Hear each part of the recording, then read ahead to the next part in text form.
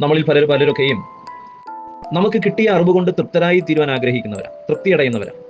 ലഭിച്ച അറിവ് മതി, ഇനി അതിനപ്പുറത്തേക്ക് എനിക്കൊന്നും അറിയണ്ട. പ്രത്യേകിച്ച് ആത്മീയമായിരിക്കുന്ന വിഷയങ്ങളിൽ ഇത്രത്തോളം മതി, ഇതിനപ്പുറത്തേക്ക് ഇനി ഒരു അറിവിന്റെ ആവശ്യം എനിക്ക് ഇല്ല എന്ന് ചിന്തിക്കുന്നവരാണ് പലരും. ദൈവത്തിന്റെ സ്വാഗതം. ദൈവത്തിന്റെ തിരുവചന പഠനത്തിന്റെ ഉദ്ദേശം എന്താണ്?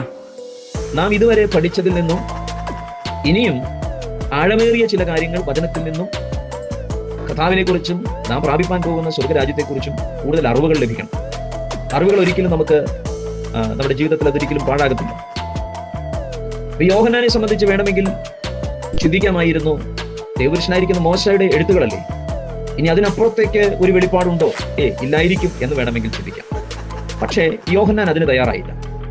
അതിന് പിന്നിലെ കാരണം എന്തെന്ന് ചോദിച്ചു കഴിഞ്ഞാൽ, യോഹന്നാൻ തൻ്റെ 12 ശിഷ്യന്മാർ, കർത്താവിന്റെ 12 ശിഷ്യന്മാരും കർത്താവിനോട് ഏറ്റവും അടുത്തിരിക്കുകയും കർത്താവിനെ ഏറ്റവും നന്നായി അറിയുവാൻ ശ്രമിച്ചതായ ശിഷ്യനാണ് യോഹന്നാൻ. ക്രിസ്തുവിനെ കൂടുതൽ അറിയുവാനുള്ള നമ്മുടെ ആഗ്രഹമാണ് നമ്മളെ വിവിധ നിലകളിൽ നമ്മളെ ചിന്തിപ്പാനും പല കാര്യങ്ങൾ പഠിക്കുവാനും അത് നമ്മുടെ ജീവിതത്തിൽ പ്രയോജനകരമാക്കി തീർക്കുവാൻ കാരണമാകുന്നു.